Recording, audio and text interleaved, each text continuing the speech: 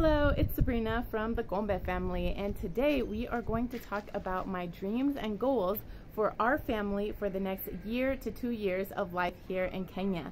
I wanted to give you guys a little view of our roof here so you could see kind of our neighborhood and how exactly we live here on the outskirts of Nairobi. So let's get started with our dreams and goals.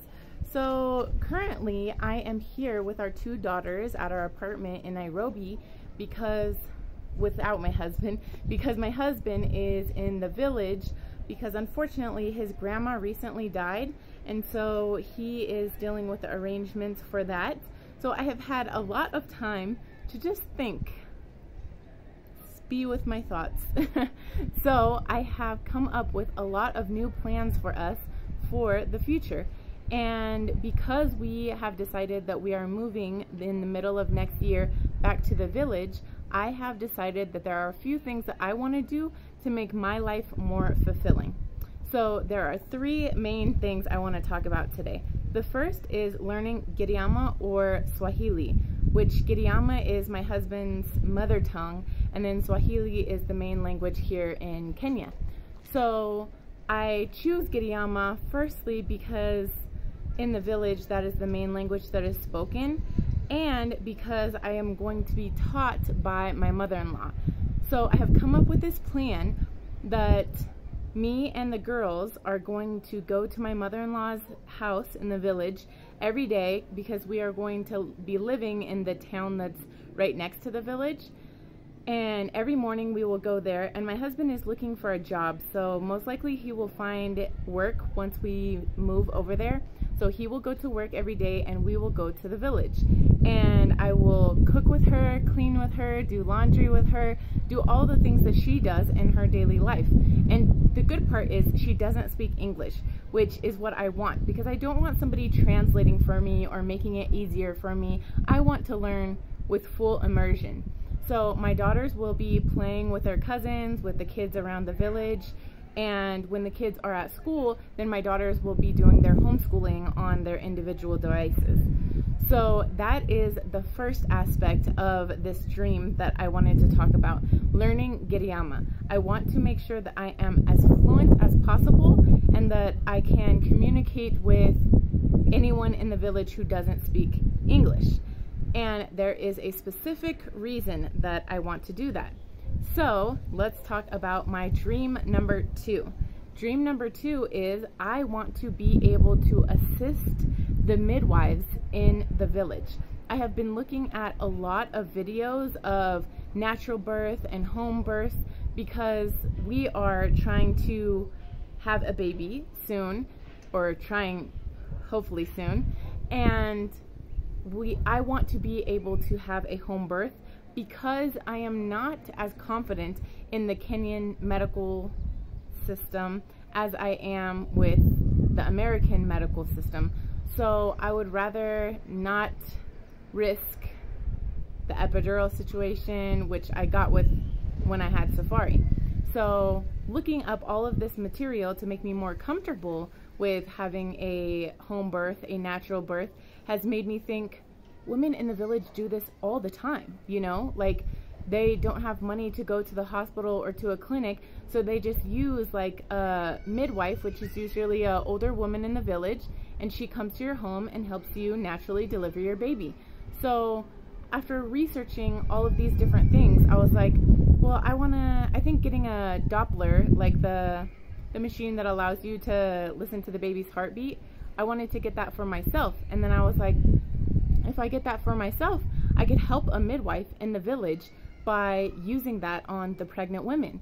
And if I learn Giriama, which is my first dream, then I can be able to go around the village with her and assist her in whatever she needs assistance with delivering babies, with just checkups on pregnant women, etc. So that is my second goal that I think would make me feel so fulfilled in the village, and also allow me to just feel like I'm contributing, I'm giving back, you know? Like I don't want to be the trophy wife, like, oh, you have a foreign wife, so I'm just gonna sit here and not do anything. Like I want to establish roots in the village, you know? Like I want to be someone who people look at as, oh, she's helped us, you know? And my point is that I don't want to help with money, you know, because that's kind of what everybody thinks of you when you're white and you come to Kenya. Oh, you have money, you have money. Oh, give me money, you know? And I don't want to help like that, because I don't want to give into that stereotype.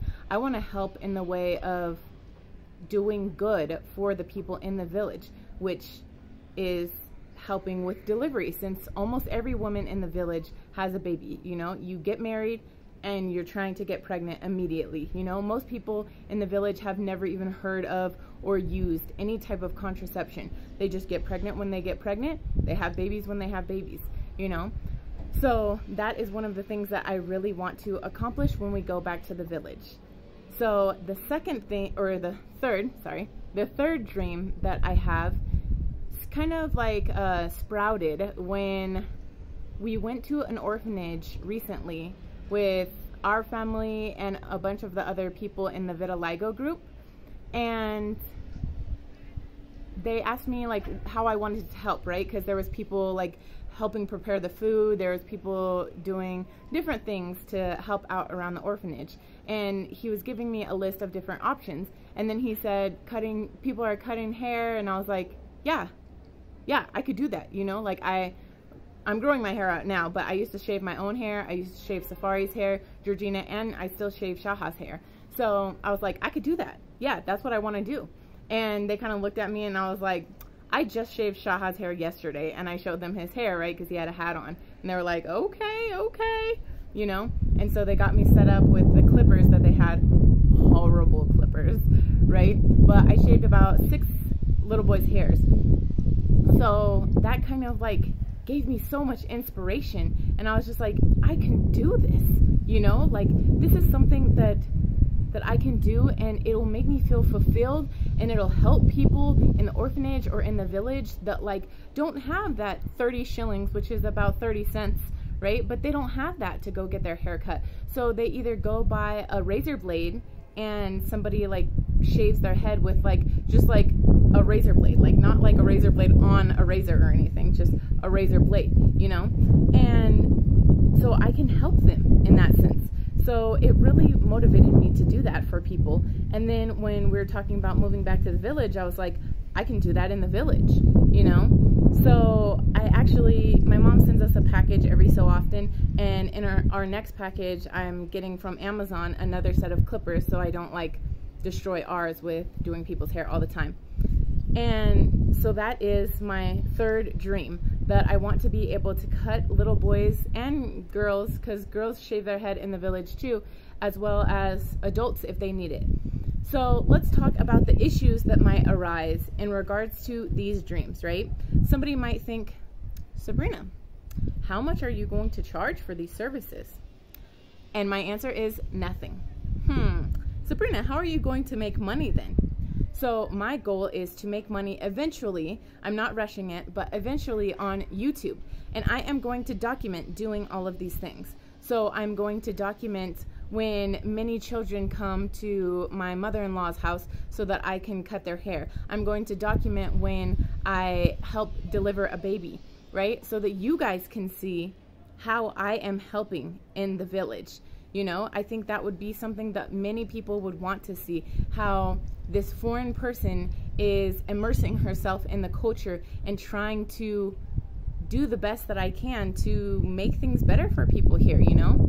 So I think somebody's next question might be, are you taking away from the economy in the village by giving these services for free, right? Are you taking away from Kenyan people who might cut hair, or Kenyan people who are doing midwife services?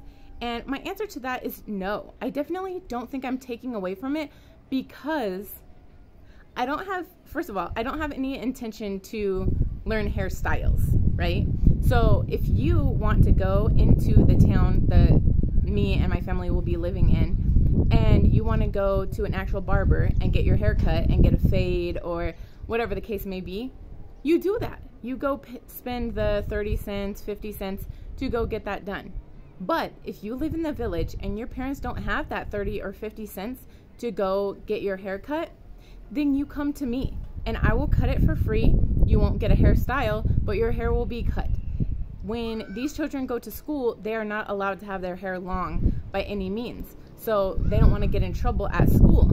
If their parents can't afford to cut their hair at that time and their teacher has warned them, you need to cut your hair or you're going to get in trouble, then I am there to help them. Again, in regards to helping deliver babies, for the longest time I plan to either help in a clinic in the town we'll be living in or help with a midwife in the village, so that people could get to know my name and get to know that, like, I truly just want to help them.